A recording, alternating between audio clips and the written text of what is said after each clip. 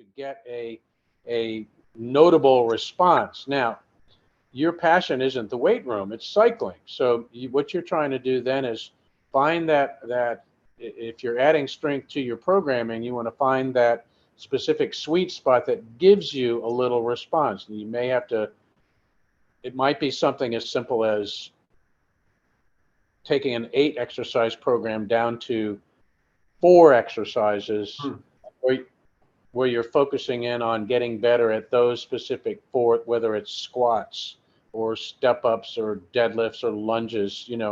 You're going to try to train your quadriceps on this specific exercise 4 sets instead of 2 or 3 or 5 sets to try to get some strength in that, as opposed to trying to do lunges, step ups, and all that.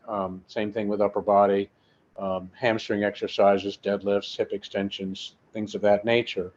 That may be a way to get some response out of it without having to sacrifice an enormous amount of cycling time to dedicate your life to being like Arnold Schwarzenegger.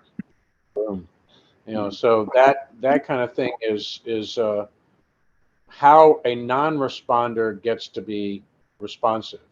As far as an over-responder, uh, that's more of another effective training. And again, we go back to complementary training. If somebody's super strong, but we want them to get better on the bike or running, then they just do more running and more biking and less lifting, so that they can kind of tamp down that strength and build some endurance into the whole factor.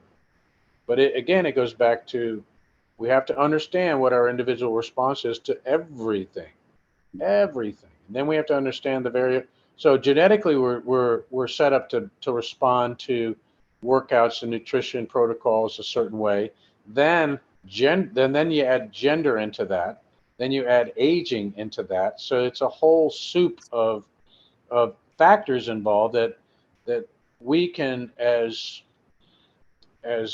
exercise enthusiasts, the best we can do is say, this is what is a great thing to do.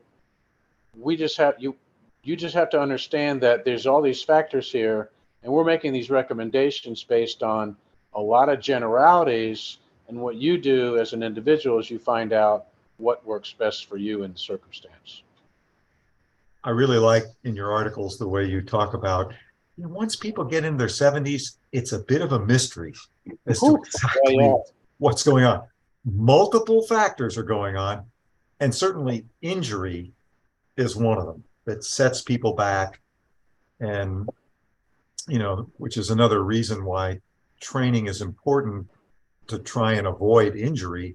That's really one of the goals that becomes higher on the list the older you get. Correct. But if you're encouraged to do more high intensity, Right. Rapid velocity, training for power, isn't there some concern that in the masters athlete that would increase their risk of injury to the point where they couldn't do those workouts anymore? I mean, Absolutely. And I forget, what can we do, right? Well, we can not follow programming set up for 25-year-olds. One. Right. Okay. all right. All right. 2, we can look at, see what, and it's, to me, it's those athletes right now between 45 and 55 that are competing at the masters level. Yeah. They're your templates, and we're just the guinea pigs out there. But they probably have this whole thing mapped out. One would think there's a lot of ego going on there, but after 55, and I think we all have found that somewhere between 55 and 60, things start happening. Doesn't necessarily debilitate you or amount to a lot of degradation to your performance if you've been consistent. But what it does do is it gives you pause, and you become a little bit more liable for injuries. You cannot train the same way you did in your 50s. Okay, I think now in this zone, 65 and older, we have to kind of figure out what works. We use the things like heart rate variability and the recovery workouts and things like that to help tell us how to train as we guess our way through this, right? And be smart, and find some experts or qualified individuals who have experienced this and also look at the research. And that are, I mean, you can see there are, 80-year-old women who are deadlifting more than 300 pounds. Okay. So, I mean, I don't deadlift more than 300 pounds, but, you can see, and I lift weights as a preference. So that's out there that, you're not going to break apart if you try to do specific things, whether it's high intensity sprinting or velocity and all that. You just have to do it judiciously. And then you have to kind of do it in a measured dose where you're going, oh, look, I've done 2 of these 1 minute all out up the hill sprints. I still feel good. I think I could do 3 to 4 or 5 more. And this is what we would think of when we were in our 50s, right? Well, now we got to go, I did 2. I feel good. That's all. Let me try 3 in 2 weeks. Not always. Let me see what tomorrow brings, how I respond. My wife and I went dancing the other night, and I sprained my big toe. Oh, And what the heck, but it's just, even though there's some foot things in my training protocol, so it's just that kind of unexpected thing that pops up. You have to kind of work your way through it, not drink so much tequila when you go dancing. Train your toe harder. Yeah, that's as long as you didn't kick your wife, you're okay. Work that big toe. Yeah. Yeah.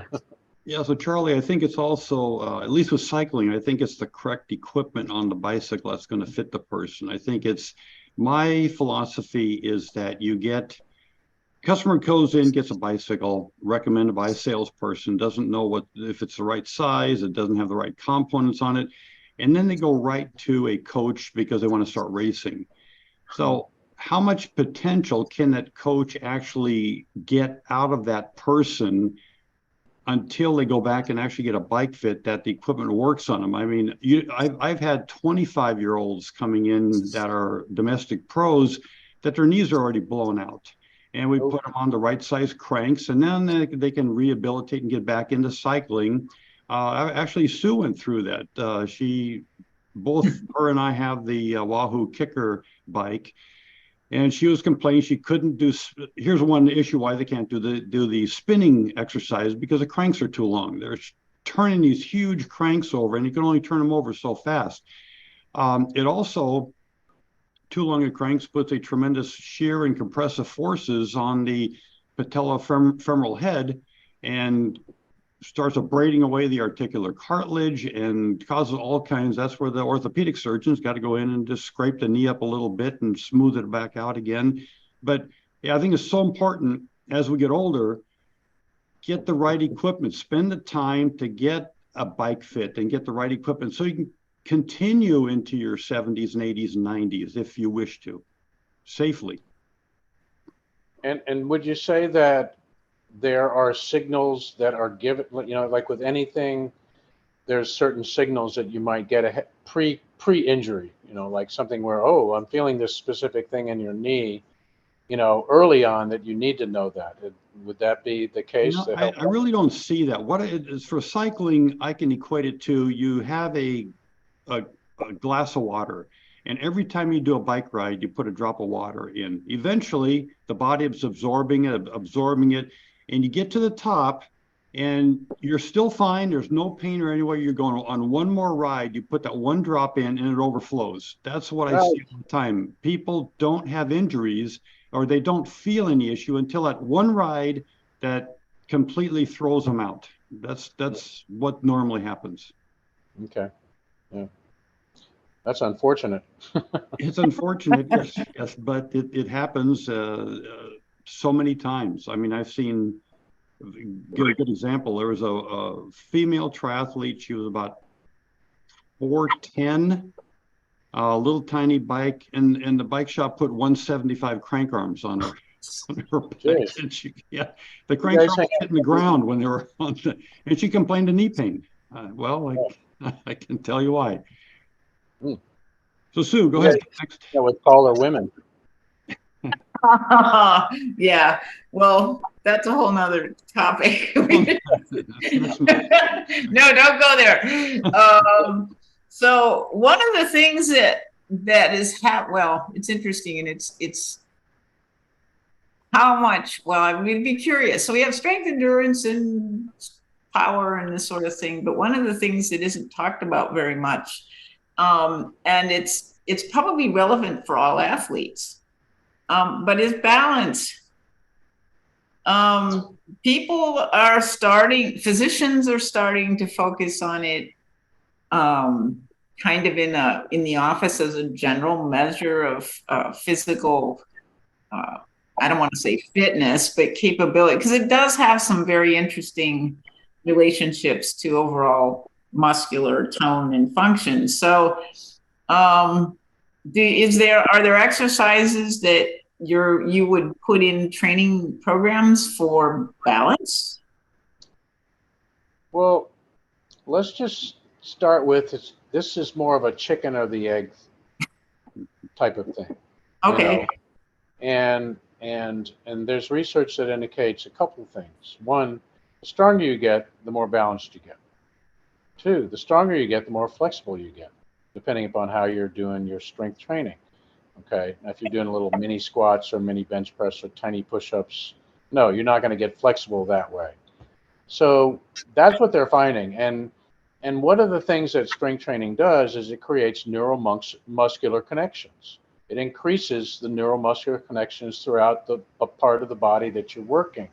So, and it's letting the body know that, hey, we got to increase the amount of connections because there's all this demand being placed on us. And again, you guys have to realize my bias is sprinting and strength training because of my particular muscle body composition. And I'm real big on confirmation bias and research hunting. Well, that's a good thing. But I have seen, talking about, the strengthening of muscles creates balance. Now, with respect to exercises, it's good to do single arm, single legs, single appendage exercises. One, to create a balanced challenge like a lunge or a step up or a one-legged squat, come up, squat down to a box, come up, and things like that. And that helps to a certain extent address some weaknesses and specific appendages over the other.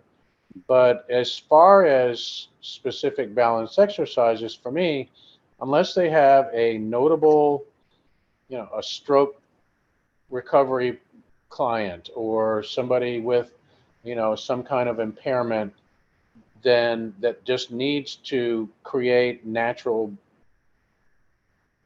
neuromuscular connections that have been interrupted by a stroke or an injury, where your nervous system is more attuned to that specific part of the body or that movement because of an injury.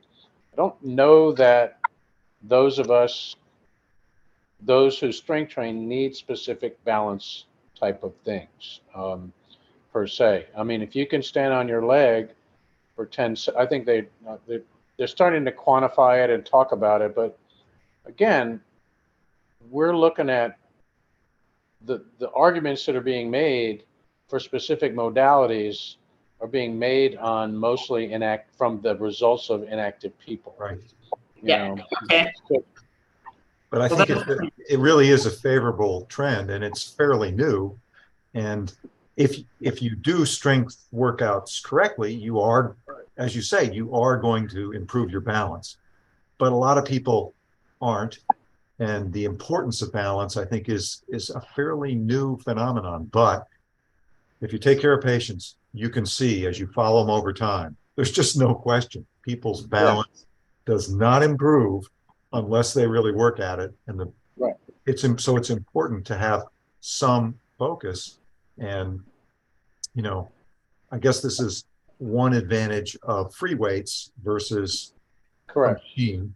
Is it just forces you a little bit more to work on your core, get that balance, strength. Right. And, but it does take work, and it's worth it because anybody that's been out jogging knows how quickly and easily you can stumble. It's just unfortunate. And you know, so I think it's important, and obviously the recommendations have changed, and now balance is included for people 65 and over, and that's a new, didn't used to be there. The risk of falls increases as you get older, and people are discovering that falls are one of the greatest contributors to our mortality as seniors. Correct. So, for example, if you break a hip when you're over the age of 65, the chance that you will not be around next year because you are dead approaches about 40%, which is absolutely shocking. But I think I would agree with you in that training for strength helps your balance, but I'm kind of looking at it as a way of increasing your muscle mass, which is actually an anti-frailty sort of maneuver. So people who have more muscle mass are less frail. Correct. The less frail you are, the less likely it is that you might fall. Right. But I would agree that sometimes there are things to balance that aren't really trained that well by having good muscle mass. I mean, for example, tripping and almost falling. And what's that reaction that you put your hand out or you put your leg out to avoid losing your balance immediately, quickly.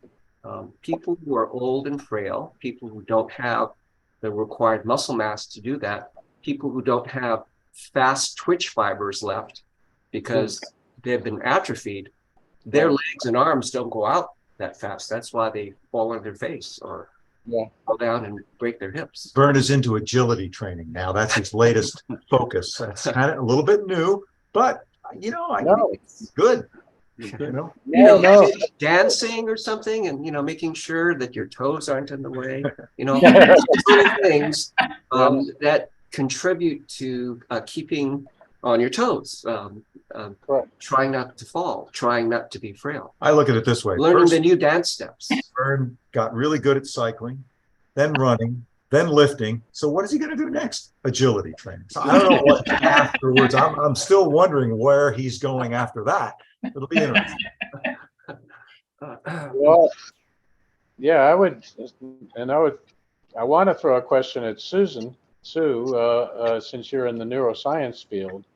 I think that is the new territory to explore, not only for elite level athletes, but what do you think about the different decreases in the different levels of neurotransmitters as we get older, and then the concept of inflammaging, where we generate more inflammation, or when we work out, we generate more reactive oxidative species, which is like inflammation and things like that corrode our overall system that we have to kind of recover from, and motivation. And, like for me, having read about it a little bit, it helps me to know that there's this natural neurotransmitter decrease that makes me less motivated. And then it helps me to know that once you get into an exercise workout, motivation increases because you increases these neurotransmitters. Where do you think that fits, I guess, within the aging process? Well, in terms of the motivation, I don't know if you're speaking about endorphins and things that actually. I don't know more about dopamine, which is kind of. Oh, okay, in the reward. It's a motivation type thing, a reward motivation type of thing, but it does help to have your dopamine levels up a little bit to be able to start some kind of program or whatever, or do something. Right, and I think that's important as a start. And for me, in terms of continuing, there is a favorable cognitive effect of exercise. It sort of is. I don't know if I could attribute it to endorphins, but it's something that if I've noticed that if I don't do it, everything kind of slows down to a point where I have a hard time getting motivated to do anything. So I start every day with a fairly intense set of exercises, and it continues for a bit, but that's how I operate. And so if I don't do that, I don't do that 7 days a week. I notice the days I don't do it, it's harder to get started. I do. It's not like I lay in bed, but it's a very different effect. In terms of the neural creation of active oxygen species and some of those things, some of the possible damages, I think that generally speaking, if you have a good cardiovascular system, this is very helpful because you need good blood flow to try to remove these things. But one of the things that's been researched recently that's really interesting is that older adults tend not to sleep well. And it turns out that there are some processes that we used to think that you'd go to sleep and that was when you were doing nothing.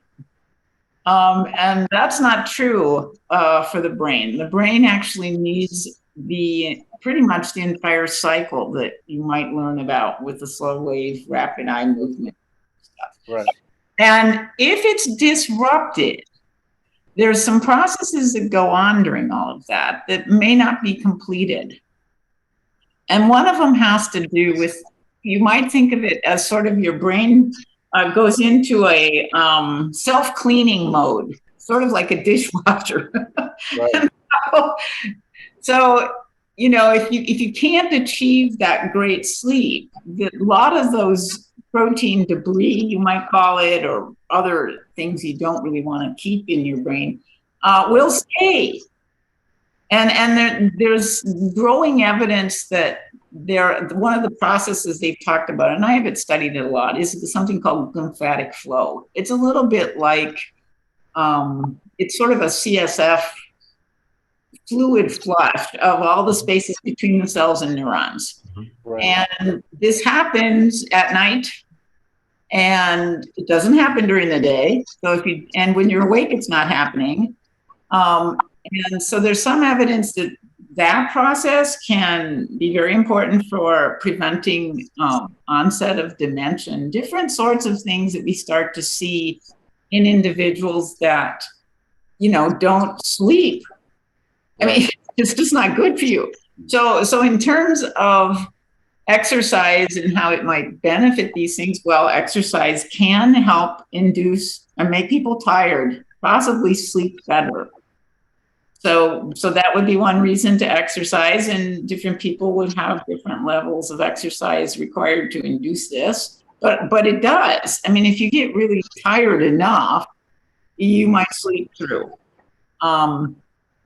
And so I can go on and on. There's some very cool stuff in neuroscience that has to do with recovery, and these new methods in terms of people with stroke and enabling them to recover motor function, and using artificial mechanisms like chips that allow this person to actually control with their thoughts, an artificial appendage. I mean, so in terms of exercise, if an older adult is exercising regularly, they can recover from what would be considered a catastrophic injury for a lot of people a lot faster.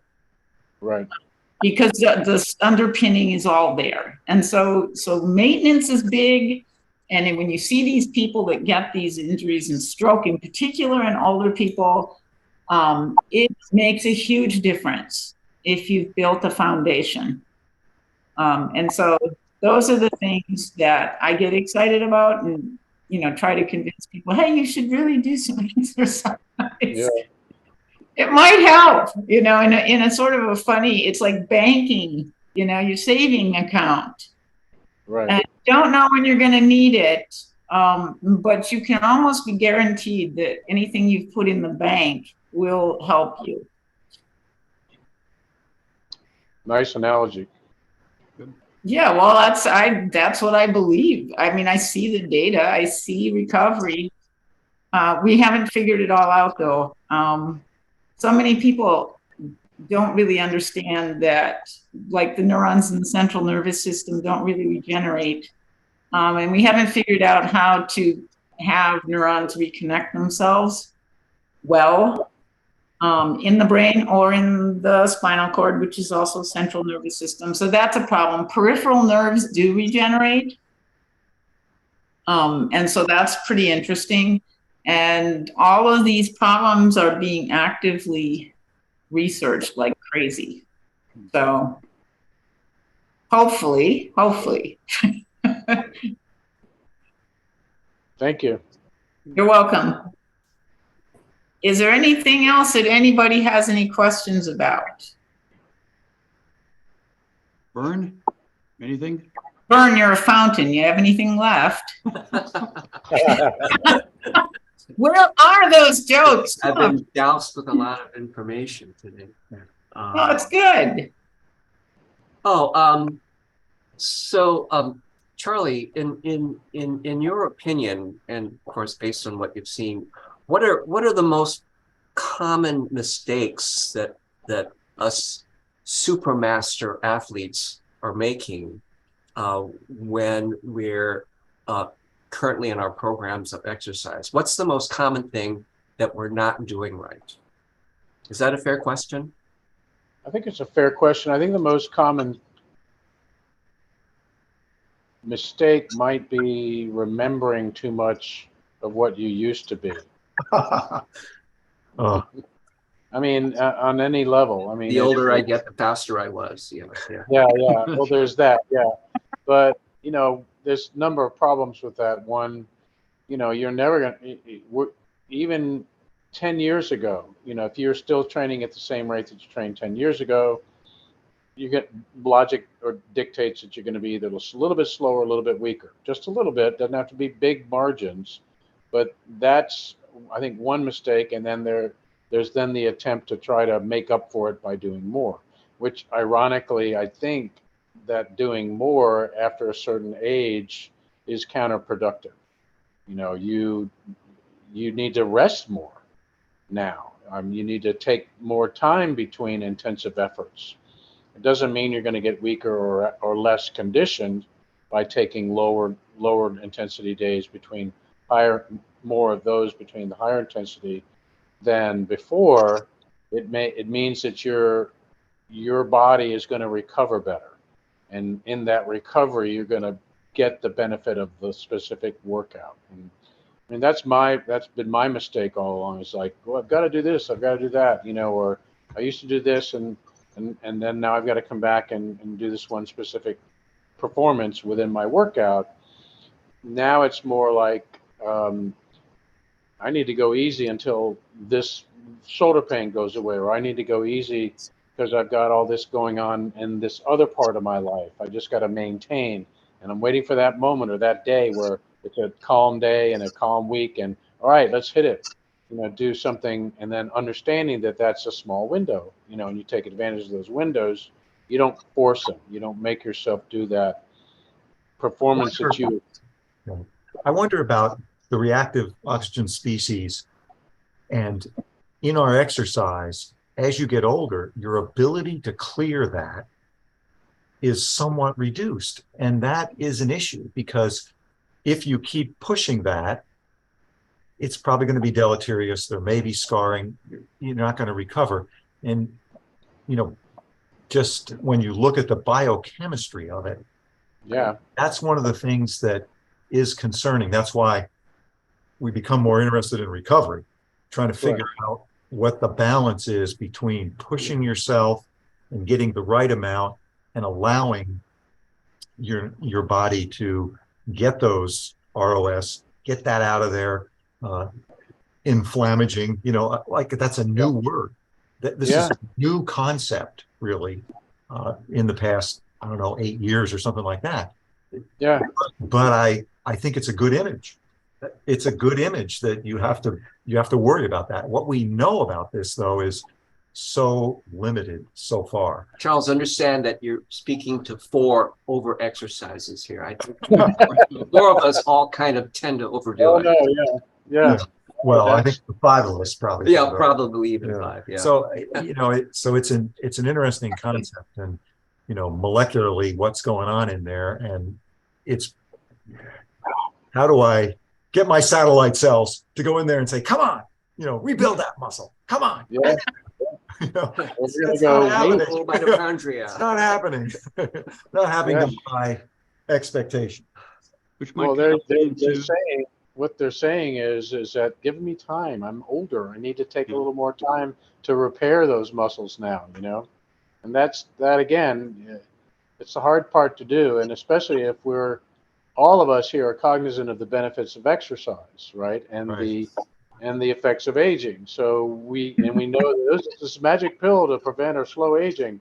How much of it can I get? Well, it's A, all individual, B, dependent upon a specific day and what's going on in your life and all that. So that's the big juggling act, I think, that we have.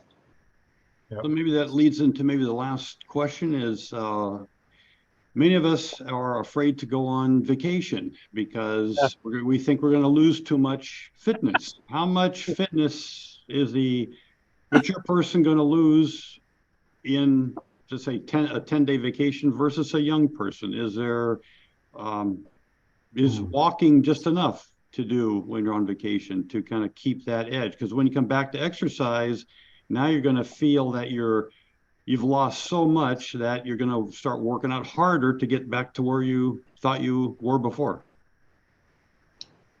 I can only speak for myself, but even though it seems interminable, every time you come back from whatever it might be, a specific injury or a vacation or an interruption because of something going on in your life, it takes away all your free time to do your exercise or you're too tired to get the workouts in.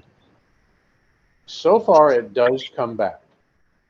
And I think you may all have experienced the same thing, if I'm not wrong. If you've been active enough over the last 20 to 40 years, you know that it will come back. You're afraid every single time that it's not going to come back. This is the one, man, Elizabeth. This is the big one. But it does, and I guess that's all we have to do is just draw a certain amount of confidence in that, and then maybe be confident in our previous training, and understand that this can be built in as a lull in the training, and then you can have a recovery from it. And I think that, and here's kind of the interesting thing about goals and all of that. If our exercise and our goals and our specific demands on ourselves is so high, we're creating yet another set of stressors based on the performance of our exercise. So I think we have to kind of bring ourselves back and understand, and goes back to the question, Susan, you mentioned, was that quality of life versus longevity. I think they're both, and they go hand in hand. I mean, I think quality of life creates longevity, and so we have to kind of measure all that out and make sure that we are responding to everything that's going in our life and balancing our exercise within that, and then that brings us our quality, and I guess to have confidence in the training. And that also as we get older, it takes longer to get back, but you can get back. Okay. Well, with everybody here, I want to thank all of you really for taking the time to participate today. And I think in terms of what should drive your exercise really should be that it should be fun. You get up and you look forward to doing it because it's fun and it makes you feel good. And I think when it stops being fun, then you have to sort of assess what it is you're doing. But anyway, I enjoyed this very much, and hopefully I'll get a chance to talk. Well, I know I'll talk to Vern and Tom But maybe we can talk Charlie into cycling with us at some point. Yeah, that'd be fun. Yeah. All right. It is fun. It Give me is fun. 6 months to get back on the bike. Okay. Well, yep, I could do that. But anyway, I appreciate your time, and Rick will process this, and we'll see how it is. So thank you very much for coming. And for everybody for attending. That was fantastic. you. Fantastic. Thank you. It was fun. Thanks. Take care. Very enjoyable. Very enjoyable. See you later. Bye-bye.